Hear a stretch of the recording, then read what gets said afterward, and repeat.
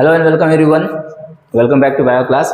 आज की जो वीडियो है ये हम लोग करने वाले हैं रेस्पायरेशन क्लास 10th पे, जो कि लाइफ प्रोसेस चैप्टर का ही एक पार्ट है। तो इस टॉपिक में हम लोग क्या करने वाले हैं, डिटेल में डिस्कस करेंगे रेस्पायरेशन के बारे में। और जैसे कि एटीपी हो गया, एटीपी क्या होता है बायोलॉजी में।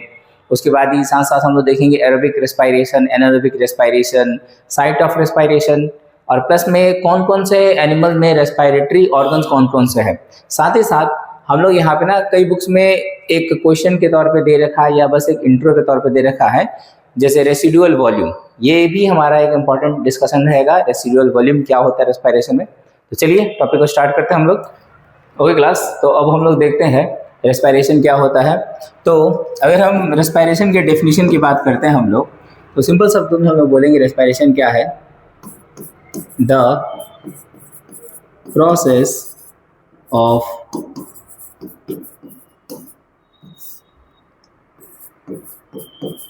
releasing energy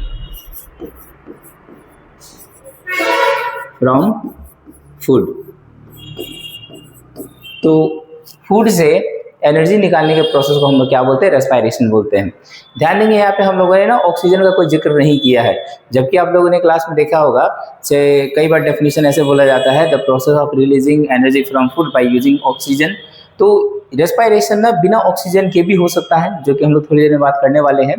तो रेस्पायरेशन का मोटे तौर पे अर्थ क्या होता है, रेस्पायरेशन का मतलब ये होता है एक एनर्जी रिलीज का प्रोसेस है ये रेस्पायरेशन, जो कि फूड से एनर्जी रिलीज करते हैं। अब अगर हम लोग ना रेस्पायरेशन को दो शब्दों में समझे या ऐसा समझे कॉमन मैन के लैंग्वेज में समझते हैं हम लोग रेस्पायरेशन क्या है, तो इसका ना कुछ सेंस हम लोग बताते हैं। एक कॉमन मैन के हिसाब से रेस्पायरेशन क्या होता है, तो कॉमन मैन के हिसाब से रेस्पायरेशन सिंपल होता है ब्रीदिंग। ब्रीदिंग मतलब क्या है, एक आम आदमी के लिए रेस्पायरेशन का सिंपल सा मतलब ये होता है सांस लेना और सांस छोड़ना। तो ब्रीदिंग के अंदर हम लोग क्या जानते हैं, ब्रीदिंग के अंदर दो चीज हम लोग समझते हैं, इनहेल और एक्सेल। इनहेल करना या एक्सेल करना क्या कहलाता है, रेस्पायरेशन कहलाता है कॉमन मैन के लिए। लेकिन अगर हम इसे मोर साइंटिफिक तौर पे देखें रेस्पायरेशन क्या होता है, तो देखेंगे क्या यहाँ पे हम लोग, ये तो हो गया कॉमन मैन का डेफिनेशन, रेस्पायरेशन को वो कैसे डिफाइन करेगा। लेकिन इसी चीज को हम लोग क्या करते हैं, मोर साइंटिफिक टर्म्स में बात करते हैं।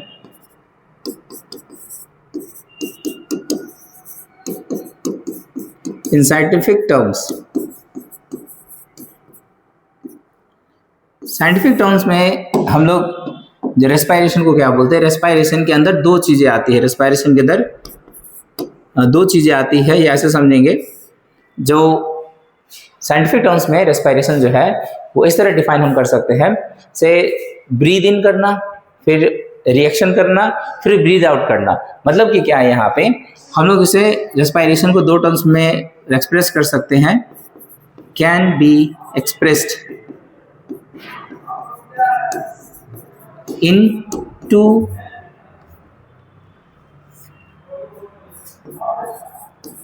टर्म्स। और ये दोनों टर्म्स एक साथ ही जरूरी है। कौन कौन सा, तो number one breathing,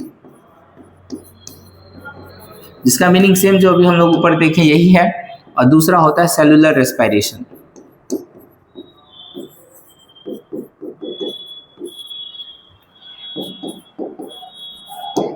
cellular respiration समझने के लिए हम लोग बात यहाँ पे ये करते हैं, जैसे इस पिक्चर को देखेंगे सभी कोई, इस पिक्चर को देख के हम लोग यहाँ पर एक चीज समझेंगे क्या, यहाँ देखिए हम लोग क्या किए, ऑक्सीजन अंदर लिए, बॉडी के अंदर गया, और फिर बॉडी से बाहर क्या आ रहा है, तो बॉडी से बाहर आ रहा है कार्बन डाइऑक्साइड। मतलब हम लिए क्या, बॉडी के अंदर क्या लिए, ऑक्सीजन, और हम बॉडी से बाहर क्या छोड़े, बॉडी से बाहर छोड़े कार्बन डाइऑक्साइड। तो कहीं ना कहीं हमारी बॉडी में क्या हो रहा होगा, ये जो ऑक्सीजन है कन्वर्ट हो रहा होगा किसमें, कार्बन डाइऑक्साइड में। तो उस जगह पे जो ये हो रहा है रिएक्शन जहाँ पे हो रहा होगा, इसी को हम लोग बोलते हैं सेलुलर रेस्पायरेशन। जैसे कि इसको समझते हैं और क्लियरली हम लोग समझते हैं। देखिए जैसे कि हम लोग समझते हैं इस बात को क्या, तो हम लोगों ने क्या किया, हम लोगों ने लिया ऑक्सीजन, हम लोगों ने बॉडी के अंदर क्या लिया, ऑक्सीजन, और मतलब हम लेते तो एयर है, पर एयर में क्या, ऑक्सीजन, फिर हम लोगों ने बॉडी से बाहर छोड़ क्या दिया, कार्बन डाइऑक्साइड।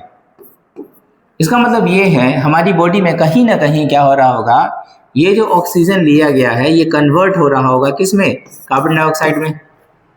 ये कहाँ पे होता है, तो ये होता है हमारे सेल में।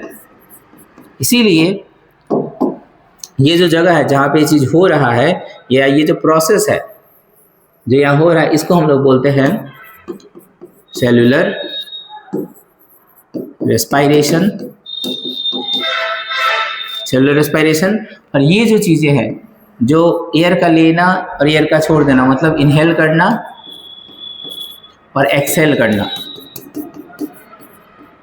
इसको कंबाइंडली हम लोग क्या बोलते हैं, इसको कंबाइंडली क्या बोलते हैं, इसी को बोलते हैं हम लोग क्या, ब्रीदिंग। इसी को क्या बोलते हैं, ब्रीदिंग। इसे ब्रीदिंग बोलते हैं। तो आई थिंक सेलुलर रेस्पायरेशन क्या है, ब्रीदिंग क्या है, सबको समझ में आ गया होगा। मतलब intake of air and exhalation of air is called breathing.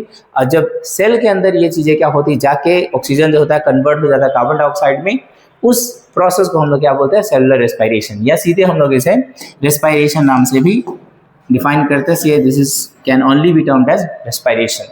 Okay everyone, अब इसमें हम लोग क्या करने वाले और क्या देखने वाले हैं से, अब इसके ना कुछ और साइंटिफिक टर्म्स को जरा क्लियर करते हैं। जैसे रेस्पायरेशन से हम लोग क्या बोले अभी, the process of releasing energy.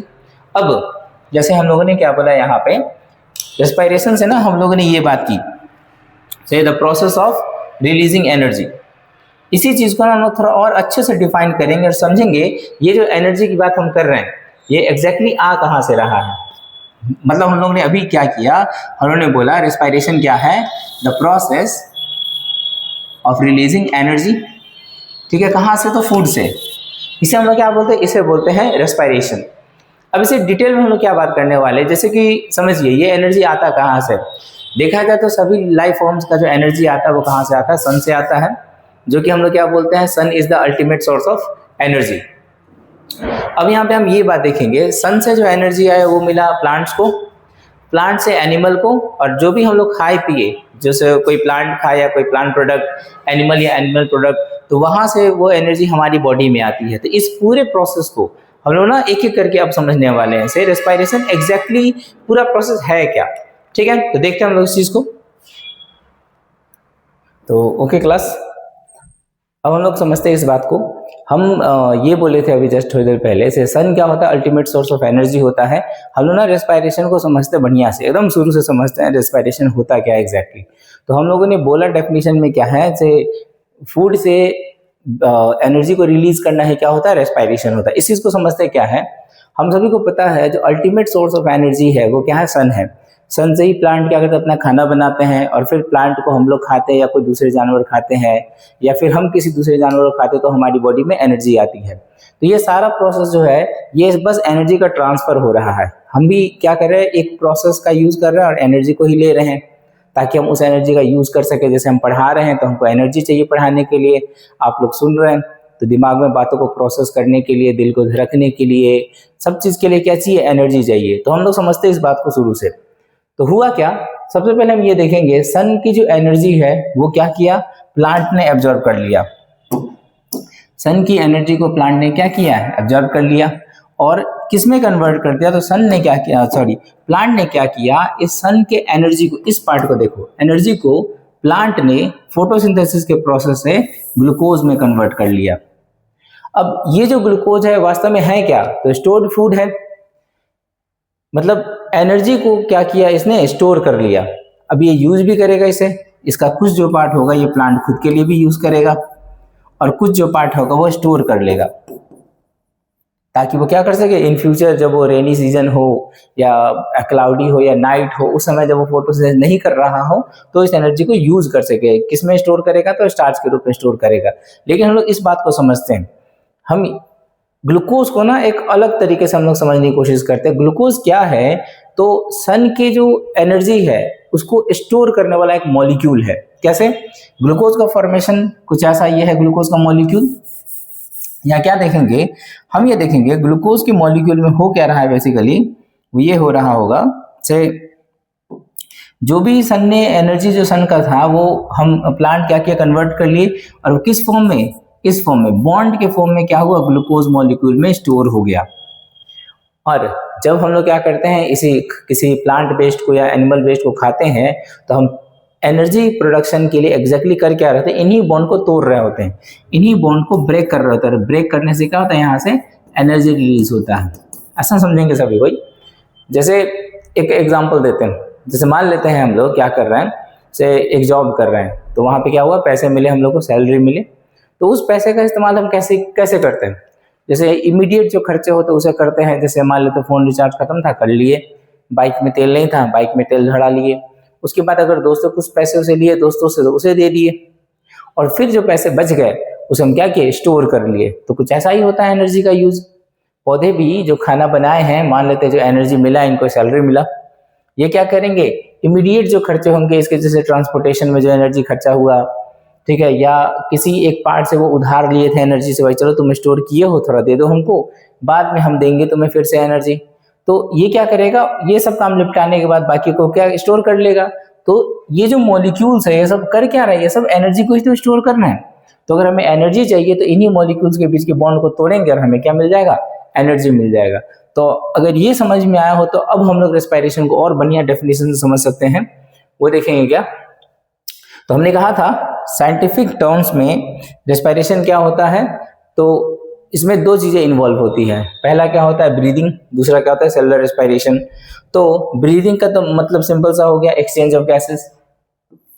Breathing का तो सिंपल मतलब क्या हो गया, एक्सचेंज ऑफ गैसेस। लेकिन एक इंटरेस्टिंग बात यहाँ पे हम लोग क्या करने वाले हैं, ये सेलुलर रेस्पिरेशन। सेलुलर रेस्पिरेशन में हम क्या करते हैं, सिंपल फूड को ब्रेक करते हैं ताकि हम क्या कर सके, एनर्जी रिलीज कर सके। सिंपल फूड का मतलब होता है, सिंपल फूड का अगर हम मतलब समझने की कोशिश करें, सिंपल फूड का मतलब है डाइजेस्टेड फूड। डाइजेस्टेड फूड की बात हम कर रहे हैं। सोचिए, डाइजेशन में हम लोग क्या करते हैं, कॉम्प्लेक्स फूड को सिंप्लीफाई करते हैं, तो इसका मतलब यही हो गया। से सिंपल फूड का मतलब क्या, डाइजेस्टेड फूड। डाइजेस्टेड फूड को ब्रेक डाउन करके हम लोग क्या करते हैं, एनर्जी रिलीज करते हैं। इस बात को समझने के लिए हम लोग एक अपने से एक फिगर बनाएंगे। हम इस रेस्पिरेशन को न्यूट्रिशन से कनेक्ट कर रहे हैं। जैसे कि हम लोग जाने थे, से हमारा जो स्मॉल इंटेस्टाइन होता है, ये अंदर में क्या होता है, काफी स्मॉल इंटेस्टाइन की ये वाल है अंदर की, इसमें ना बहुत सारे फिंगर लाइक प्रोजेक्शंस होते हैं, जिनको हम लोग क्या बोलते हैं, विलाई बोलते हैं। ये वो फिंगर लाइक प्रोजेक्शंस है, नीचे भी ऐसे बहुत सारे फिंगर लाइक प्रोजेक्शंस है। इसे हम लोग क्या बोलते हैं, इसे हम लोग बोलते हैं विलाई। ये हमारा क्या है, विलाई है, दिस इज विलाई। विलाई का सिंगुलर होता है विलस, इसका सिंगुलर होता है विलस।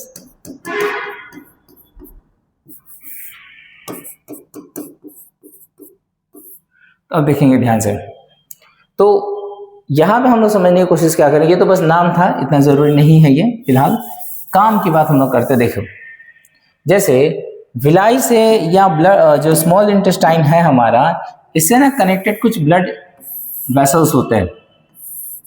ऐसे मान लेते हैं ये ब्लड वेसल है जो स्मॉल इंटेस्टाइन से कनेक्टेड है। तो हम क्या देखेंगे, अगर हम एक विलाई को जूम करके देखते हैं यहाँ पे, हालांकि यहाँ पे थोड़ा सा जूम किए ताकि एक विलाई पे फोकस कर सके, तो हम देखेंगे क्या, सिंप्लीफाइड फूड का मतलब क्या, डाइजेस्टेड फूड। तो डाइजेशन के बाद खाना जो होता है स्मॉल इंटेस्टाइन के ल्यूमेन में होता है, ल्यूमेन मतलब उसके अंदर जो होता है, तो ये मान लेते हैं हमारा डाइजेस्टेड फूड के पार्टिकल्स है जो स्मॉल इंटेस्टाइन के ल्यूमेन में है। अब होता क्या है, से ये जो विलाई है इसके अंदर क्या होते हैं, बहुत सारे फिर ब्लड वेसल्स होते हैं, ब्लड या ब्लड कैपिलरीज कह ले। तो क्या हो रहा है, यहां से आया हुआ है और इससे कनेक्टेड है ऐसे, फिर ये दूसरी जगह से जाके कनेक्टेड होगा दूसरे किसी ब्लड वेसल से, लेकिन कनेक्शन है इसमें। फिर हम क्या देखेंगे, इसमें और भी एक सेट ऑफ ब्लड वेसल है जो ब्लू कलर से रिप्रेजेंट कर रहा है, जो डीऑक्सीनेटेड ब्लड को कैरी करेगा। ठीक है, अब क्या देखेंगे हम लोग ध्यान से, ये जो विलाई होते हैं ये करते क्या है,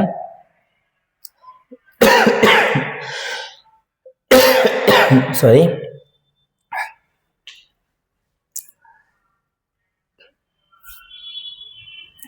अब देखेंगे क्या हम लोग, ये जो विलाई क्या करते हैं, इस फूड पार्टिकल को एब्जॉर्व करते हैं। एब्जॉर्व करने के बाद इस ब्लड वेसल के द्वारा ये क्या होता है, फूड पार्टिकल ट्रेवल करता है और इस मेन ब्लड वेसल में आके जुड़ जाता है। अब जितने भी यहाँ चीजें हैं ये धीरे धीरे क्या करेंगी, ये जो चीजें हैं हम लोग यहाँ देख रहे हैं सब क्या होंगे, एब्जॉर्व हो जाएंगे और फिर ब्लड वेसल में कैरी होने लगेंगे, जाने लगेंगे। ऐसे ये भी चीजें जो होंगी क्या होंगी, एब्जॉर्व हो जाएंगी और ब्लड वेसल में ऐसे ही कैरी होके आगे ट्रेवल करने लगेगा। अब समझेंगे यहाँ पे, अब ये न्यूट्रिशन वाला पार्ट यहाँ तक था। अब हम लोग रेस्पिरेशन को कनेक्ट करते हैं इस चीज से, देखेंगे क्या होगा। अब जो ये चीज यहाँ क्या कर रहा है, ब्लड वेसल में ट्रैवल कर रहा है, ये धीरे धीरे जाते जाते कहाँ पहुंचा देगा, ये चीजों को पहुंचा देगा सेल के अंदर। ये हमारा सेल है, ये सेल के अंदर पहुंच जाएगा। सेल के अंदर पहुंचने के बाद सेल के अंदर हमारे एक ऑर्गेनेल होता है जिसे हम लोग बोलते हैं माइटोकॉन्ड्रिया। ये क्या किया, इस फूड को, सिंप्लीफाइड फूड को क्या किया, माइटोकॉन्ड्रिया को दे दिया। अब माइटोकॉन्ड्रिया में और एक जगह से एक चीज आएगा, ऑक्सीजन। अब इन दोनों के रिएक्शन के फलस्वरूप क्या यहाँ से प्रोड्यूस होगा, यहाँ से प्रोड्यूस होगा एनर्जी। तो यही तो है रेस्पिरेशन। आई थिंक इससे समझ में आया होगा सभी को। तो यहाँ पे हुआ क्या है, खाना हमारा डाइजेस्ट हो गया, सिंप्लीफाइड हो गया, फिर विलाई के द्वारा एब्जॉर्ब कर लिया गया।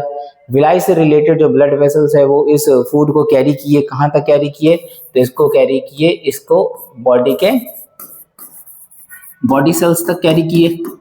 और जब ये सेल के पास पहुंचा, और जब ये सिंप्लीफाइड फूड सेल के पास पहुंचता है तो सेल के माइटोकॉन्ड्रिया में एंटर करता है। माइटोकॉन्ड्रिया के बाद माइटोकॉन्ड्रिया में ऑक्सीजन आता है और फिर रिएक्शन होता है और फिर यहाँ से क्या निकलता है, एनर्जी प्रोड्यूस होता है, जो कि हमारा मेन पर्पस है।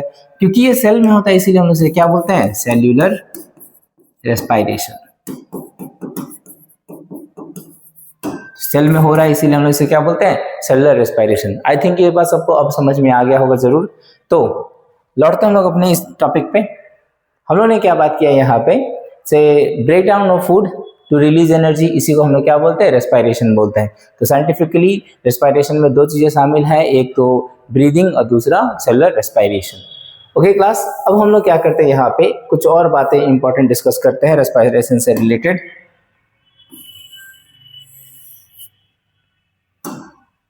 अब देखेंगे क्या, हम लोगों ने थोड़ी देर पहले अभी ये बात किया था, जब पौधे जो खाना बनाते हैं ग्लूकोज, उसे वो क्या करते हैं, उसमें एनर्जी स्टोर करते हैं, उसी को हम लोग तोड़ देते हैं, ब्रेक डाउन करते हैं। तो इस बात को ना हम लोग यहाँ करते हैं क्या, लिखते कैसे इस बात को, देखो जैसे इन फोटोसिंथेसिस।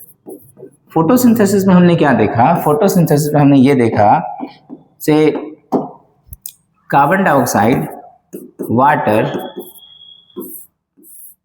सनलाइट की एनर्जी की वजह से, तो हम लोग बस यहाँ पे फिगर बना लेते हैं एक, और क्लोरोफिल शॉर्टकट में लिखे हैं। तो कार्बन डाइऑक्साइड, वाटर, सनलाइट और क्लोरोफिल के प्रेजेंस में कन्वर्ट हो जाते हैं C6H12O6, जिसे ग्लूकोज बोल रहे हैं, वाटर में और ऑक्सीजन में ये कन्वर्ट हो जाते हैं। ठीक है, इतना सबको समझ में आता है। अब जरा ना इस बात को हम लोग समझेंगे, और ये हो गया फोटोसिंथेसिस के बारे में। अब यहाँ पे देखेंगे क्या, एक यहाँ पे और लिख रहे हैं हम लोग, इन रेस्पिरेशन। रेस्पिरेशन में हम लोग क्या करते हैं, इसकी बात करते हैं। रेस्पिरेशन में हम क्या करते हैं, पहले बात तो ये खाना हम लेते हैं, तो भाई खाना मतलब क्या, ग्लूकोज। अब हम क्या करते हैं, ऑक्सीजन के साथ रिएक्शन कराते हैं, ठीक है, और फिर इससे क्या प्रोड्यूस होता है, कार्बन डाइऑक्साइड प्रोड्यूस होता है, वाटर प्रोड्यूस होता है, और क्या निकलता है, साथ साथ एनर्जी निकलता है। अब ये एनर्जी किस फॉर्म में निकलता है ये भी हम लोग बात करेंगे, लेकिन तब तक के लिए ये जरा देखते हैं इस बात को पहले ही। इस चीज को ना देख के एक चीज समझ में आ रहा होगा, रेस्पिरेशन और फोटोसिंथेसिस दोनों एक दूसरे के उल्टे प्रोसेस है। जैसे यहाँ पे कार्बन डाइऑक्साइड, वाटर और एनर्जी का यूज करके ग्लूकोज, वाटर और ऑक्सीजन बनाया गया। यहाँ पे ग्लूकोज और ऑक्सीजन का यूज करके इनको यूज किया जा रहा है, और क्या प्रोड्यूस किया जा रहा है, कार्बन डाइऑक्साइड, वाटर और एनर्जी। तो आई थिंक ये बात आपको सबको समझ में आ गई होगी। हम लोग यहाँ पे एक चीज लिखते हैं, यहाँ पे इस चीज को कैसे लिखेंगे वो देखेंगे। हम लोग इस दोनों की वजह से हम लोग ये कह सकते हैं से respiration is a reverse process of photosynthesis।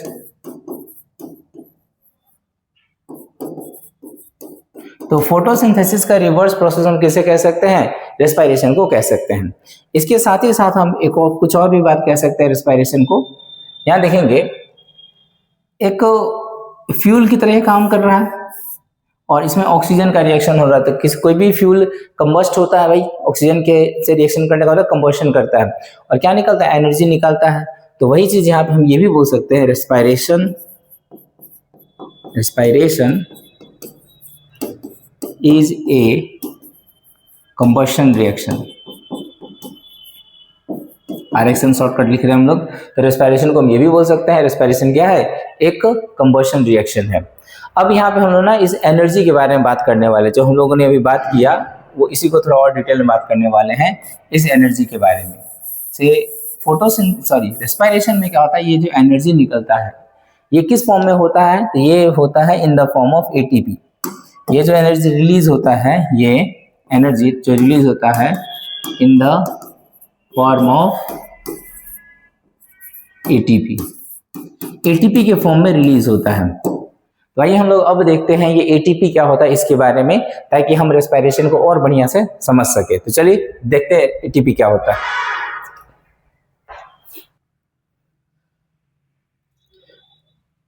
तो चलिए हम लोग अपने डिस्कशन को बढ़ाते हैं और यहाँ पे एक चीज देखते क्या है, बायोलॉजी में हम लोग एटीपी किसे बोलते हैं। तो एटीपी का पहले फुल फॉर्म देख लेते हैं हम लोग। एटीपी का जो फुल फॉर्म है वो है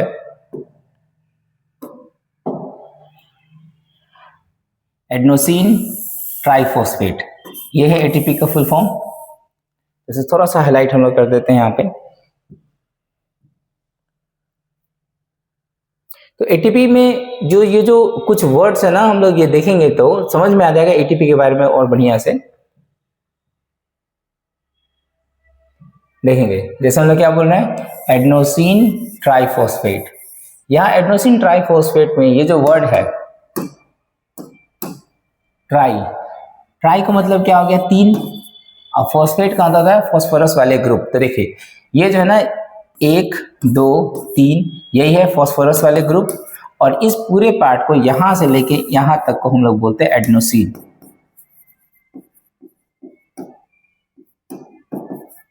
पिक्चर को इंक्लूड करने का एक रीजन ये था ताकि सबको कंफर्टेबल लगे थोड़ा सा, एडेनोसिन चलो ऐसा होता है।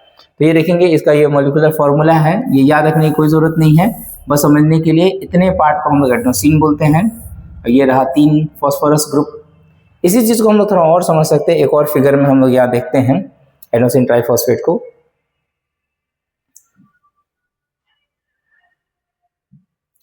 इस वाले फिगर पे ध्यान देंगे तो यही है एडेनोसिन ट्राइफॉस्फेट एटीपी जिसे हम लोग बोलते हैं। इस बात को अगर समझना हो ये हमारी बॉडी में काम कैसे करता है या ये एनर्जी देता कैसे होगा, तो ध्यान से समझेंगे एक फिगर को। यहाँ पे हम लोग यहाँ पे अपने से कुछ बनाने वाले हैं, देखेंगे ध्यान से।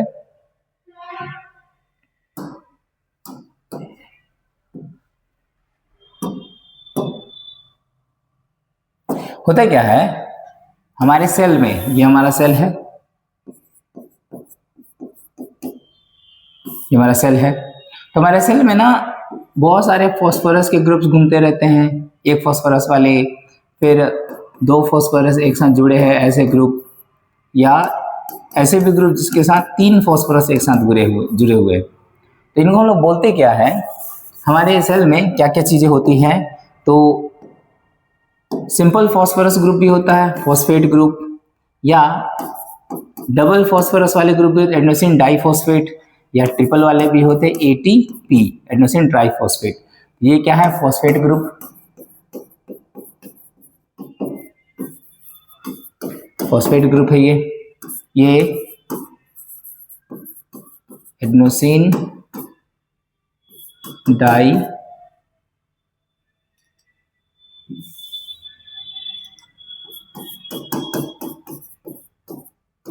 एडेनोसिन डाइफॉस्फेट, और ये है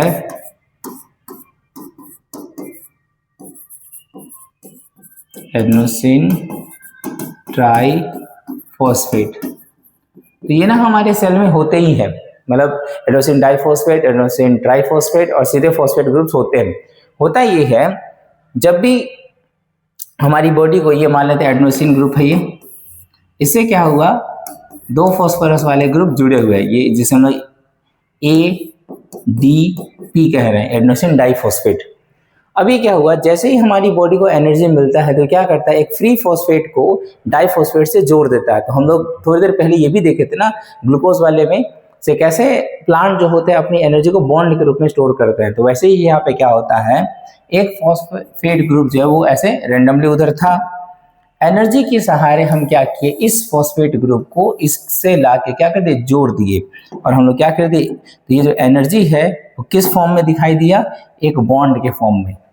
ये जो एटीपी था, एडीपी सॉरी, ये एक फ्री फॉस्फेट को जोड़ लिया अपने से, और किस में कन्वर्ट हो गया, एटीपी में, एडेनोसिन ट्राइफॉस्फेट में।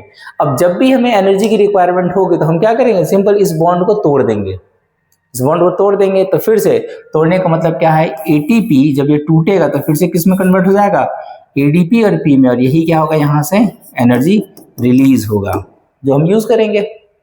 तो जितना ज़्यादा एटीपी तोड़ेंगे उतना ज़्यादा एनर्जी रिलीज होगा।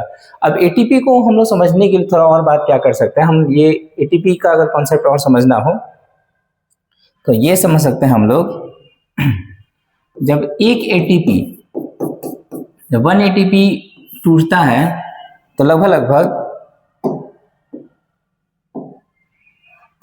7.3 जूल्स एनर्जी रिलीज होता है, 7.3 जूल एनर्जी रिलीज होता है। ऐसे समझेंगे, एक एटीपी जब टूटता है या एक एटीपी जब बनता है तो इतना जूल एनर्जी चाहिए होता है उसे बॉन्ड बनाने के लिए, या इतना जूल चाहिए होता है उसे बॉन्ड तोड़ने के लिए। तो आई थिंक ये बात सबको समझ में आ गया होगा। अब एटीपी से ज़्यादा टेंशन नहीं होगा आप लोगों को से। हाँ, बस सेल के अंदर क्या होते हैं, एनर्जी को जमा करने का एक तरीका होता है, फॉस्फेट ग्रुप को जोड़ दो इन डबल फॉस्फेट के साथ, और जब एनर्जी निकालना तो इसे तोड़ दो। जैसे बैंक में पैसे अगर हमको सेव रखने तो जमा करते रहेंगे, और जब जरूरत पड़ेगी तो वहाँ से निकालते रहेंगे, विड्रॉ करते रहेंगे। वही चीज़ होता है यहाँ पे एटीपी के साथ। ओके क्लास, इतना अगर सबको समझ में आ गया हो तो अब हम लोग आगे बढ़ सकते हैं इसमें। अब हम लोग एक टॉपिक पर डिस्कशन करने वाले हैं जिसे बोलते हैं टाइप ऑफ रेस्पिरेशन। तो टाइप ऑफ रेस्पिरेशन दो बेसिस पे होते हैं। एक बेसिस पे हम लोग क्या किसको लेके चलते हैं, साइट को लेके चलते हैं। एक जो हमारा बेसिस है वो कौन सा है, साइट है, मतलब रेस्पिरेशन एग्जैक्टली कहाँ पर हो रहा है, इस हिसाब से हम लोग रेस्पिरेशन को डिवाइड करते हैं दो हिस्सों में। साइट के बेसिस पे रेस्पिरेशन हमारा दो तरीके का होता है, एक जिसे हम लोग बोलते हैं इंटरनल रेस्पिरेशन और एक को बोलते हैं एक्सटर्नल रेस्पिरेशन।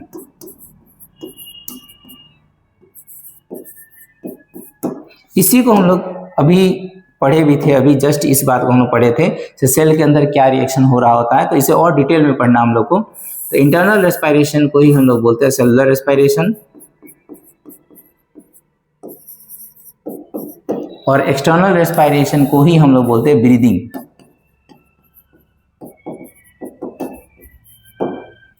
ठीक है, अब अगर हमारा जो बेसिस है क्लासिफिकेशन का, बांटने का बेसिस जो है वो ऑक्सीजन की रिक्वायरमेंट है, मतलब रेस्पिरेशन करने के लिए ऑक्सीजन चाहिए कि नहीं चाहिए, इस बेसिस पे हम क्या करते हैं, रेस्पिरेशन को फिर से दो भागों में बांटते हैं। एक जो होता है वो होता है एरोबिक रेस्पिरेशन और एक होता है एनारोबिक। एरोबिक रेस्पिरेशन और एक होता है एनएरोबिक। एरोबिक में होता है क्या है, ऑक्सीजन रिक्वायर्ड होता है तो O2 चाहिए इसमें, और एनारोबिक में क्या होता है, ऑक्सीजन नहीं चाहिए होता तो O2 की रिक्वायरमेंट नहीं है। तो रेस्पिरेशन को जब भी हम बांट रहे हो तो हमें पहले बेसिस पता होना चाहिए किस बेसिस में हम लोग बांट रहे हैं। अगर जगह के हिसाब से बांट रहे हैं तो इंटरनल रेस्पिरेशन, एक्सटर्नल रेस्पिरेशन, या अगर हम लोग क्या करें ऑक्सीजन रिक्वायरमेंट के हिसाब से बांट रहे हैं तो एरोबिक रेस्पिरेशन, एनारोबिक रेस्पिरेशन। चलिए एक एक करके देखते हैं हम लोग इसमें क्या होता है।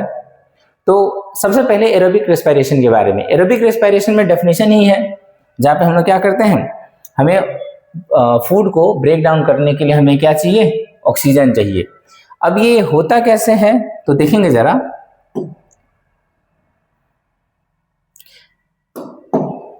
इस बात को समझेंगे। देखिए एरोबिक रेस्पिरेशन कैसे होता है, कोई भी रेस्पिरेशन हो, चाहे एरोबिक हो चाहे एनारोबिक हो, सबसे पहला जो काम होगा, ग्लूकोज जो होगा वो एंटर करेगा हमारे सेल के अंदर। ये हमारा सेल है, तो ये जो ग्लूकोज है जिसे हम C6H12O6 बोल रहे हैं, ये हमारे सेल के अंदर एंटर करेगा।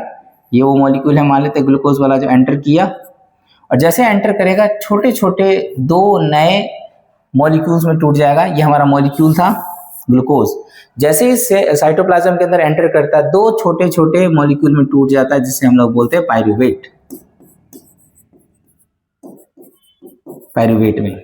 पायरूवेट में टूट जाएगा। अब ये देखेंगे क्या, ये 6 कार्बन से बना हुआ एक मॉलिक्यूल है, ये होता है 3 कार्बन से बना हुआ मॉलिक्यूल होता है। तो ऐसे कितने बनेंगे, तो पायरूवेट बनते हैं ऐसे 2। तो सबसे पहला प्रोसेस तो यही होता है। सेल के अंदर क्या होगा, जैसे ही ग्लूकोज एंटर करेगा, जो ग्लूकोज मॉलिक्यूल है वो ब्रेक कर जाएगा 2 सिंपल मॉलिक्यूल्स में, जिसे बोलते हैं पायरूवेट। अब ब्रेक करने पे जब बॉन्ड टूटता है, तो अभी हम लोग बात किए थे एनर्जी रिलीज होता है। जैसे क्या होता है, एनर्जी रिलीज होता है। अब ये कितना एनर्जी रिलीज होता है, तो 2 ATP एनर्जी रिलीज होता है। और ये 1 ATP एनर्जी कितना होता है, ये भी हम लोग डिस्कस किए हैं, तो कंफ्यूजन नहीं होना चाहिए। ग्लूकोज जैसे ही हमारे सेल के अंदर एंटर करता है, ग्लूकोज टूट जाता है 2 सिंपल मॉलिक्यूल्स में, जिसे बोलते हैं पायरूवेट। अब इसमें टूटने की वजह से क्या होता है, एनर्जी कितना निकलता है, तो 2 ATP एनर्जी निकलता है। और इस प्रोसेस को, ये जो प्रोसेस है इस ब्रेकडाउन का, इसे हम लोग क्या बोलते हैं, ग्लाइकोलिसिस बोलते हैं। तो ग्लाइकोलिसिस कहाँ होता है, कोई बोलेगा साइटोप्लाज्म में। अब साइटोप्लाज्म में देखेंगे क्या, साइटोप्लाज्म में तो भाई सेल ऑर्गेनल्स भी है। तो एक आप लोग पढ़े होंगे साइटोसोल, साइटोसोल नाम पढ़े होंगे। साइटोसोल क्या होता है, सेल और साइटोप्लाज्म विदाउट सेल ऑर्गेनल्स।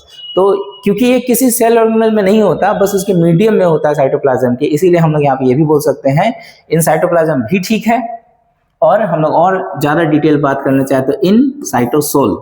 तो साइटोसोल में क्या होता है, ग्लाइकोलिसिस होता है। अब इसके लिए हमें ऑक्सीजन की कोई रिक्वायरमेंट नहीं है। सॉरी एरोबिक रेस्पिरेशन में हम ये बोल रहे हैं ऑक्सीजन की रिक्वायरमेंट है। तो यहाँ पे क्या होगा, ऑक्सीजन की रिक्वायरमेंट होगी। एरोबिक रेस्पिरेशन में ऑक्सीजन की रिक्वायरमेंट होगी। O2 required.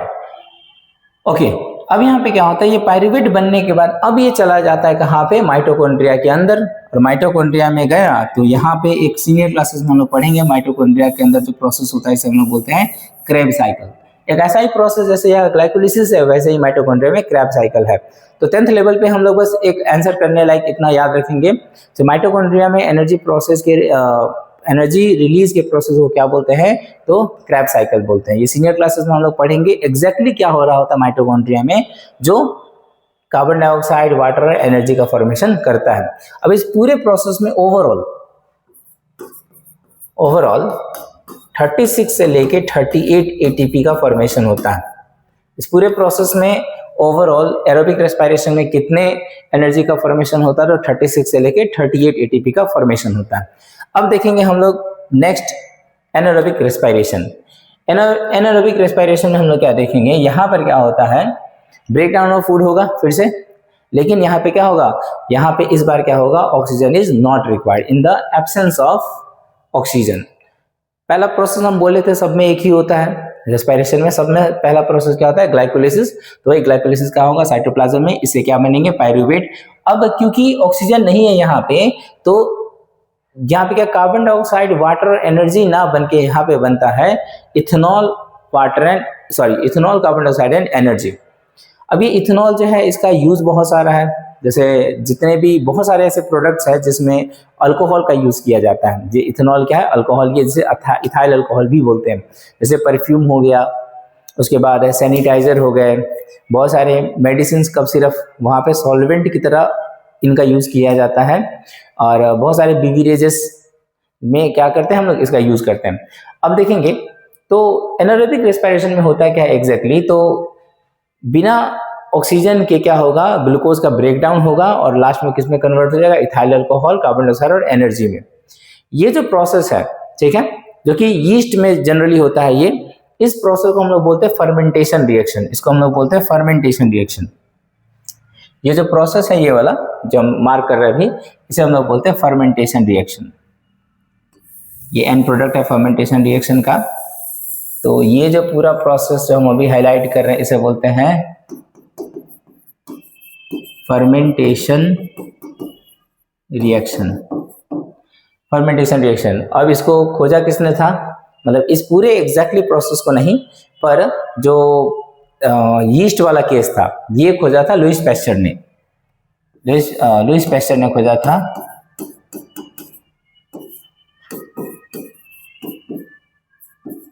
लुईस पैस्चर ने खोजा था। कब खोजा था, तो 1857 में। 1857 में क्या किया था, लुईस पैस्चर ने इस चीज को खोजा था। अब देखेंगे यहाँ पे हमारे मसल में क्या होता है, सेम यही जो प्रोसेस है हमारे मसल में अगर होता है तो वहां पे इथाइल अल्कोहल ना बन के लैक्टिक एसिड बनता है। अब इसीलिए हमारे मसल में ये जो प्रोसेस होता है इसे बोलते हैं लैक्टिक फर्मेंटेशन। चलो क्या बोलते हैं, लैक्टिक फर्मेंटेशन बोलते हैं।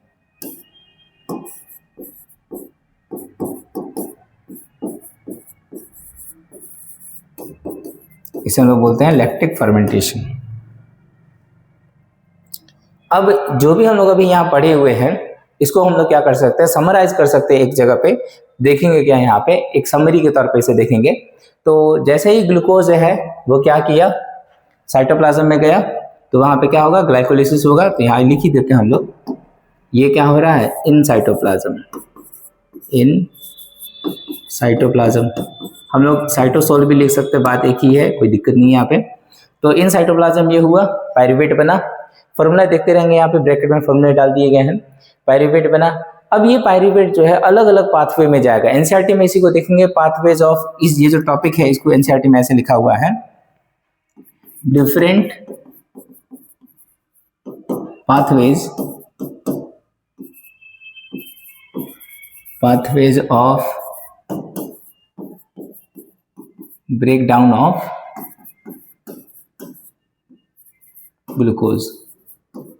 ग्लूकोज के तोड़ने के अलग अलग तरीके। ये जो है फिगर नंबर 5.8 में होगा, एनसीईआरटी के फिगर नंबर 5.8 में होगा। अगर यहाँ ना दिखाई दे रहा हो, इस बात को यहाँ कर लेते हैं हम लोग। ये एनसीईआरटी के फिगर नंबर 5.8 में होगा ये डाटा। हाँ, फॉर्मूले नहीं होंगे तो फॉर्मूले हम लोग अपने से लिखे हुए हैं यहाँ पे। अब जब मसल्स में क्या होता है, देखो ये पायरुवेट बन गया। अब एब्सेंस ऑफ ऑक्सीजन जो कि यीस्ट में होगा तो ये ethanol, carbon dioxide, energy produce होगा।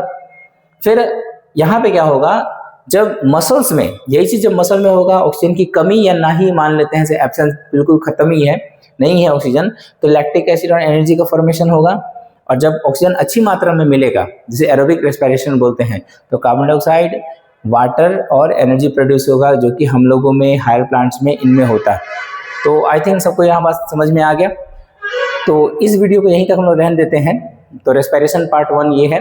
रेस्पिरेशन पार्ट 2 में हम लोग क्या करेंगे, जो साइट ऑफ रेस्पिरेशन है उसके हिसाब से हम लोग चीज़ों को डिस्कस करेंगे और रेस्पिरेशन इन प्लांट भी डिस्कस करेंगे। Thank you everyone, have a nice day.